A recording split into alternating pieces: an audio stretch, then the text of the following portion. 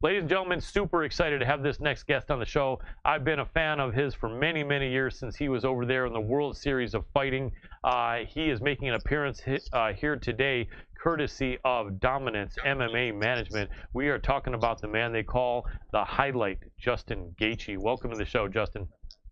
Hey, man, thank you guys for having me. My pleasure, man. It's really great to talk to you. Those of my fans here that have watched our show, which has been on almost 3 years, remember right when we started the show and you were in the World Series of Fighting, I was throwing out your name here and telling people, if you don't know this young man, Justin Gaethje, that's when you were the violence master, I think. I was saying, look out for this guy. And I even mentioned you to some UFC fighters that I was interviewing 3 years ago. And they said, Justin Gaethje, I think I heard of that guy. And I said, get ready to look out for him. So, man, it's been a while, man. It's great to talk to you. Yeah, man, those were some awesome times. I call those the good old days. You know, those will always be the good old days to me, man. Absolutely, man. When it was much more pure, and it was just, I mean, I love it now. I love it just as much as I did then, but man, it was something special back then. Absolutely, it is, man. When we're young, and you know, just the attitude is everything is so new and exciting, and then also everything is almost easier. You know, less pressure on you, less responsibilities. You know what I remember back then too, man? I remember how you would climb up to the top of the cage and do a backflip. And I remember, I think one of the last times you did it, Chael Sonnen was doing the commentary with someone, and when you got up there, he said, no, don't do that. And then you backflipped over there, and he was like, oh man, he's like, this guy Gaethje, he goes, I love this kid, but I don't know if he wants to do that. I'm gonna break his neck or something like that. That was 3 years ago. Yeah, I think, or 4 even, something like that. 3 or 4. I'm still alive. I'm still kicking. So yep, you made it happen, man. So let me ask you. Many backflips. Hopefully more to come. Absolutely. Now, you had an amazing amateur career. I think a lot of people don't know. I think you were what, 7-0, 7-0 with 6 stoppages, right? Yeah, it was. I started wrestling when I was in college.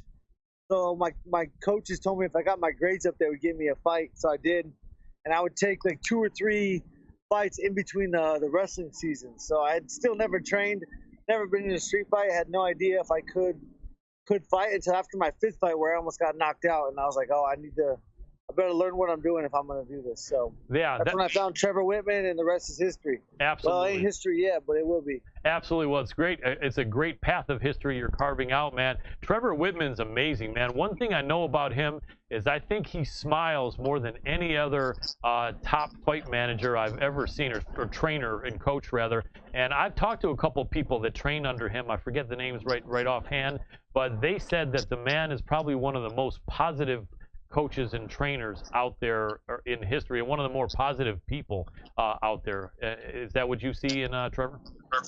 Yeah, that's absolutely true, and I gotta say I'm one of the luckiest guys there is, because he was voted 2018 Coach of the Year. He coaches me and Rose Namajunas, and you know, I've gone through I think 2 or 3 fight camps in a row since Rose fought, so I got that man's full divided attention. So it's I'm super lucky. Super thankful, super grateful, and yeah, I mean, I'm not going to share him, so he's mine. So absolutely. Well, it's a great person to have, a great friend and a great coach, and I know he believes in you. And so the team now, I know over in Colorado, there's been a different couple of different incarnations of the name. Is it Genesis Fighting Team now, or what's the team called? Yeah, there's a Genesis Fight Team there in Arvada. That was used to be Grudge, and my old coach Jake Ramos took it over, and now it's called Genesis Fight Team. I do some workouts there, and I also do my sparring at Elevation Fight Team. Right, that's right, Elevation. And who are some of the good training partners you have there? I know you have Rose there. Who else? Can you throw out some names of some of the people that help you do what you do at both schools? It's cool because there's a lot of guys. Probably like I think 12 guys that are my size, that are lightweight. So wow. A big portion of those are guys working their way up through the ranks, and so you know the new guys are going to be taking over here pretty soon. So they're incredible talents, incredible sparring partners. They got energy for days. You know, I'm 31. I just turned 31, so you know it's going to be these young guys coming in and shooting for the same exact thing I was shooting for then. So it's good. I have a lot of those guys. Some of the names is Drew Dober. He fights January 18th. Neil Magny. Austin Hubbard, he got his first win in the UFC the same night that I fought out in Vancouver. And there's always guys coming in from all over the country. They love that high elevation training, so we got that there, and something that guys like to come in and get. It only takes 2 weeks to see a little bit of benefit from something like that. Absolutely. Now, you grew up in Arizona, which wasn't really high elevation. And how long did it take for you to get used to training in Colorado? Well, I moved when I was 18, and I started wrestling Division One up in Greeley, Colorado. So it did not take long at all, because if you know anything about wrestling and Division One wrestling, the first month of camp is you run. You run 3, 4, 5, 6, 7 miles. The run at the end of the camp is 11 miles. So, it wouldn't have mattered if I was coming from anywhere in the world. I was going to be dead tired, and that was their plan, and it worked. Absolutely, yeah. My producer, who wrestled in high school and junior high, just nodded his head on that. He doesn't know anything about being a Division One wrestler himself, but wrestling's wrestling, man. Just think less fun and more work the higher you go. Absolutely, without a doubt, man. Well, so much to talk to you about, man. There's so many things going on, man. And so let me throw them at you here, if you don't mind. I got a whole bunch of good questions some of the fans have asked, and just thoughts that I appreciate it. So one of the things that we just saw thrown out in social media and all over the internet and media is your opponent a couple fights ago, actually 4 fights ago, I think.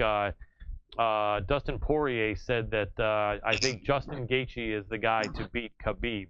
What did you think of him saying that, and your thoughts about that matchup? Because I think most of us feel like that fight could be next for you. Yeah, I sure hope so. That's what I'm working for. I believe I've earned the next shot. The title fight is lined up April 18th, and there has to be somebody that fights the winner of that. And I think I deserve that. If I gotta fight somebody, if there's someone else that maybe is more deserving than me, then I would fight them. But I think it's me and Dustin, man. I got mad respect for that man. We took at least a year to 16 months off of each other's lives. Yeah. And I mean that quite literally, probably. Which, nobody. We both loved it though. I would love to do it again. I got to get that guy back. He beat me. But yeah, I want to fight for the title. He just lost. I don't think he's vying for a title shot. So I don't think he's necessarily in the way per se. So we'll see what happens April 18th. We'll see what happens between now and then, make our decision. If you know me, you know that I'll fight anybody anytime. As long as I got 6 or 8 to 10 weeks notice, I will fight you.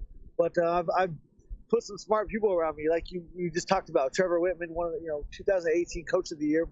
Ali Abdelaziz, the best manager in the game. So these guys ultimately make the business decisions.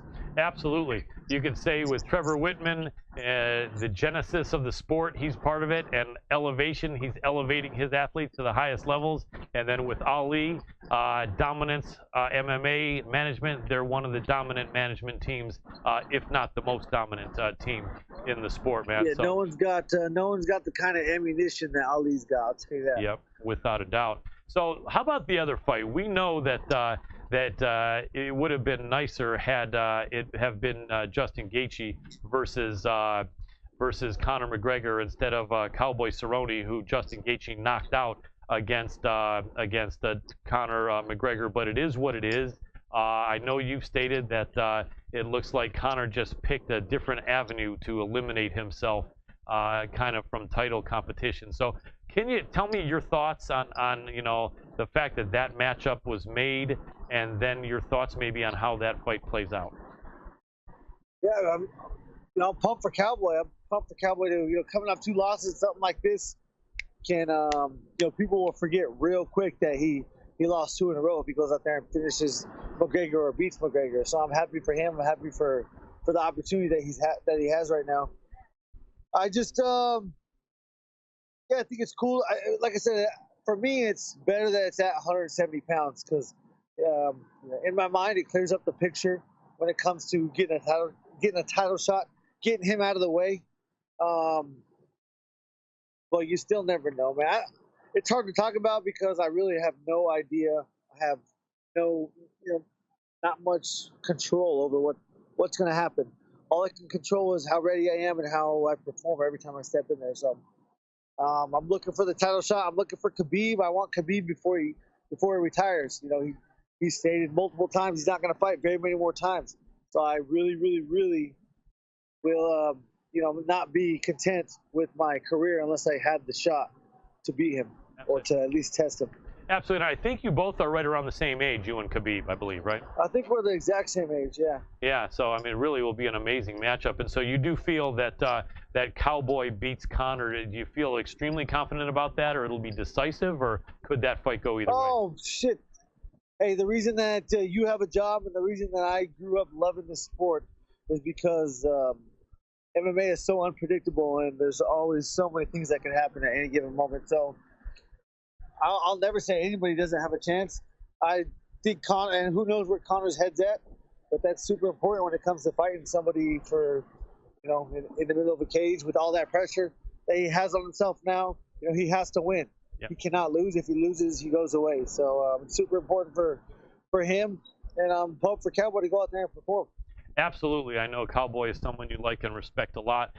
The way I look at it, man, is that you really are in the catbird seat, as the old saying goes. I know that getting the winner of Khabib versus Tony is the most important to you, but if somehow both of those guys just beat the crap out of each other and they were both going to be on the shelf for a long time, but they wanted to invite you to a multi-million-dollar payday against the winner of Cowboy or Conor McGregor, I know you would take that as well. And I think everyone knows that you have to be in one of those fights. So your next fight is going to be a super high-profile fight for a lot of money. So about that, I would fight.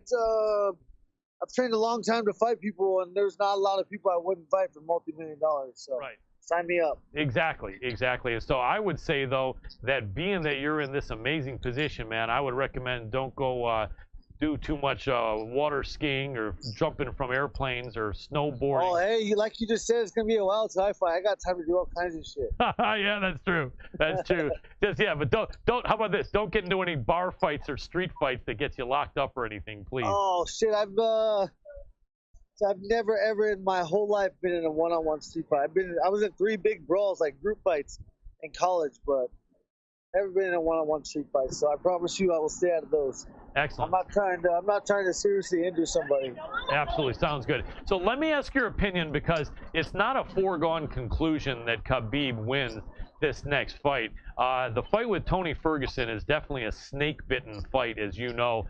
This is the 5th time the fight has been signed. I've been a fan of the sport since I was real young in the very first UFC, where I had a copy of the press kit for UFC 1 before the event. Yeah, I had some friends training with the Gracies in their garage. So I've been a fan all this time. I've never seen a fight set 4 times and canceled 4 times. I think if either of these guys hurts themselves or slips on a banana peel or does something, then I don't think the fight will ever be signed again. But assuming that doesn't happen, can you give me your thoughts about how that fight unfolds? Maybe even a couple of ideas that you have, a couple of ways that fight could play out between Tony Ferguson and Khabib. Shit, dude. It's seeing how dominant Khabib has been. It's extremely hard to pick against that man. So I do believe that he's gonna win, but I really don't know how it's gonna go. I think we all love Tony because that's a crazy, crazy mother effer. So he's gonna bring that to the table. I'm really intrigued to see if Khabib gets tired before Tony, because if that happens and he can't, utilize his wrestling like he wants to, I don't see Tony getting tired. I see Tony wanting to work the whole time he's on the ground, and me or you have never seen anybody go in there with that strategy against Khabib. So it'll be interesting, man. I'm super intrigued about the fight. I hope I'm there. So we'll see how it goes. Absolutely. I think, is that in New York, like about 3 months from now or something? Yeah, it's in Brooklyn. Yeah. April 18th, I believe, is the date. Yeah, that should be amazing. Or April something. Nice. Tony, I think, is fighting out of a different state, but he's originally from my home state of Michigan, and I've always been a big fan of people from Michigan, but I'm a huge fan of Khabib as well. I know he's in your management company, so I can't cheer for one against the other as part of the media, but I do think that other than you, I think this may be the toughest fight that Khabib gets, because Tony Ferguson is a decent wrestler. He's a really, really good striker. He's a cardio machine. His jiu-jitsu is first class. That's absolutely true. Yeah. This will be Khabib's toughest test today. Yeah, absolutely. It's going to be super, super exciting. Hey, I want to give you credit for one thing, Justin. You went 10 years between your amateur and your pro career, or almost 10 years without losing. And then when you finally had the 2 losses back-to-back in 2 amazing fights against high-ranking opponents early in your UFC career, a lot of people, when things go sour after having gone really well so long, end up getting discouraged, and it can just break their spirit, and they basically end up saying, I can't win, I'm not a champion, I'm not as good as I thought I was, and I don't want to be hit. What is it in you that allowed you to come back from 2 losses and just go on this tear of 3 incredible wins by knockout? Was it just that those 2 losses? I think a ton of credit goes to growing up wrestling. I started wrestling at 4 years old, and the one thing you're going to learn is if you lose one, you better pull it together and get your shit together and move on to the next one, because it's not 2 or 3 months or 4 or 5, 6, 7 months before you compete again. It's 1 hour. Yep. So you better get your shit together, and if you want to be effective and score some points for your team, then you better come back and you better perform. So it's the same mindset that I've been living with since I was a kid. I've been learning, and hindsight's 20/20, but I'll say it over and over. I was born, bred, raised to do exactly what I'm doing today, and there's not a lot of people other than Khabib. Khabib's never wrestled somebody ever that's wrestled as long as he has, or anywhere near as long as he has. We're the same exact age. I started wrestling at 4 years old. So I guarantee he has not wrestled longer than me. No, and your striking is better than his. I got to say, after the second loss, though, did that start to get you discouraged at all? Because, some of the public was starting to say, well, this might have been Gaethje's ceiling. He beat Michael Johnson. He killed it in the World Series of Fighting, but he's not willing to try to wrestle, and this may be the goodbye for Justin Gaethje. Were you reading some of that? Were you discouraged? Where were you at after that loss against Dustin, and having the first time not only 1 loss in your career but 2 losses back to back? How did you process that, and where was your mindset going into your comeback fight after losing to Poirier?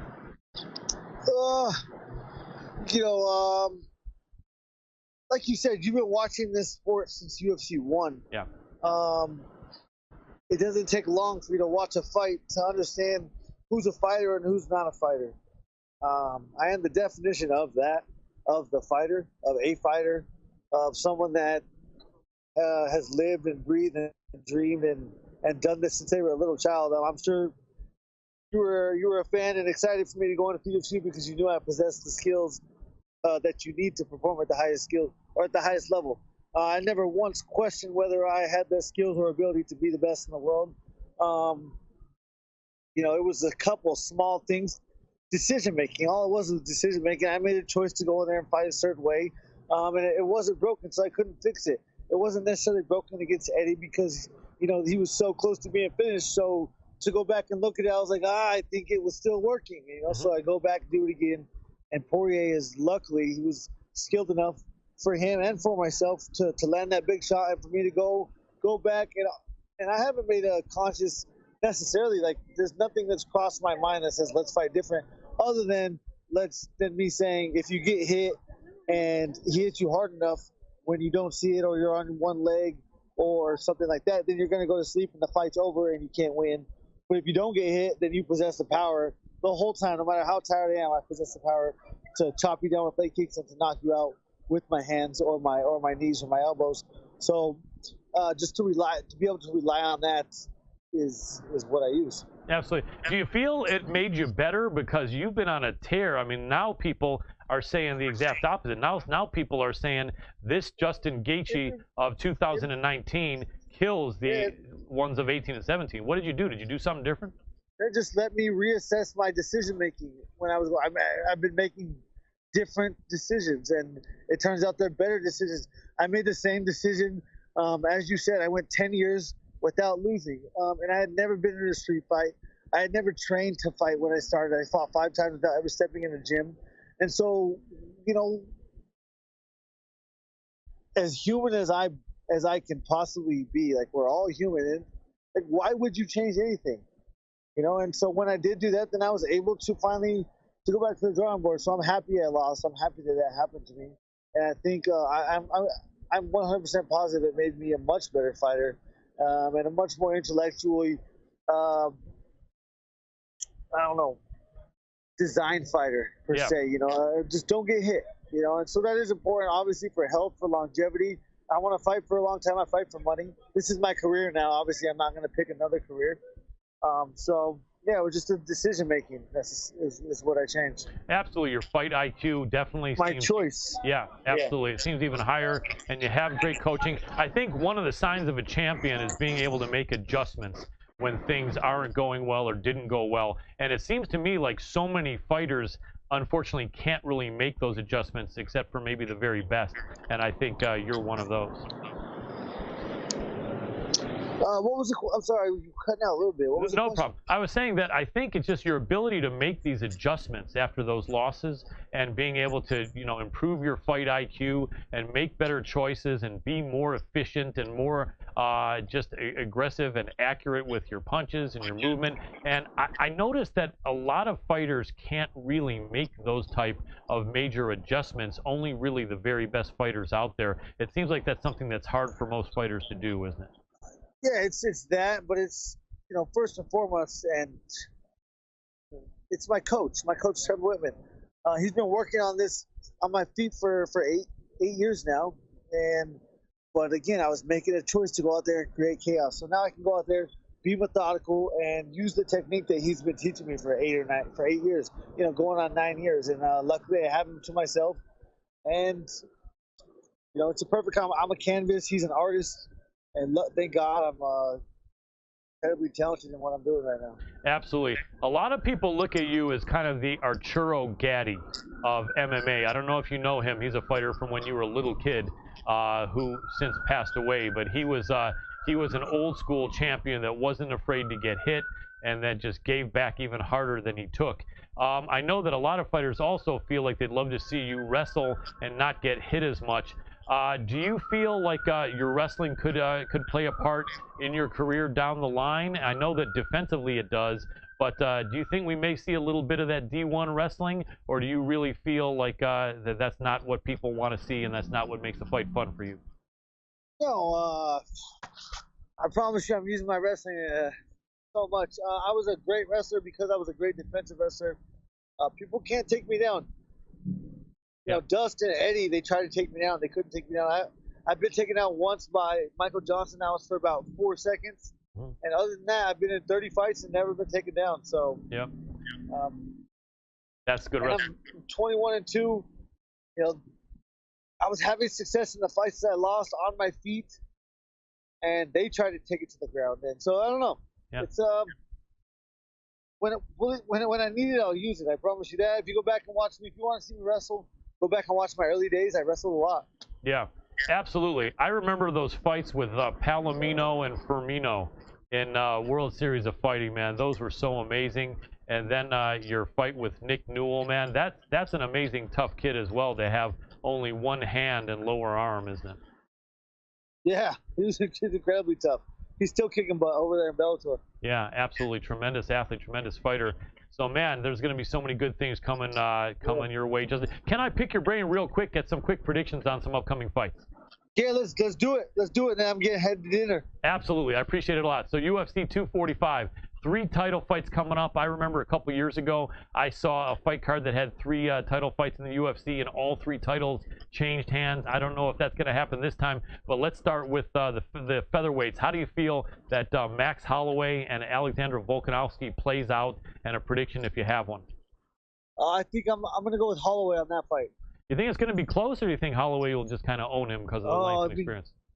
Volkanovski's a tough dude. I definitely am not. He's not going to blow him out by any means. Right. Very cool. How about the ladies? Amanda Nunes, Jermaine Durandamy for the champs bantamweight title. I don't know, man. I'm a big fan of Jermaine, but I mean, she finished Holly Holm, she finished Cyborg, so it's almost impossible to pick against her. Yeah, absolutely. The Lioness is tough. And then the final one, give me if you can, like maybe a whole 30 seconds or minute breakdown on this. As a D1 wrestler and just a high level, soon to be champion UFC fighter that you are, what are we looking at with Kamaru Usman and Colby Covington? What are a couple of the ways that fight could unfold that maybe some of the average fan who is not a D1 wrestler doesn't really understand? Can you give me some insight on what you think we might be seeing there? You know, I'm really leaning towards them both getting stuck on their feet because they're both kind of cancel out their own wrestling, and they kind of get stuck on their feet, and they've been talking a lot of shit. So if they don't go in there and try to knock each other's heads off, I will lose just a little bit of respect for them. I do gotta say that.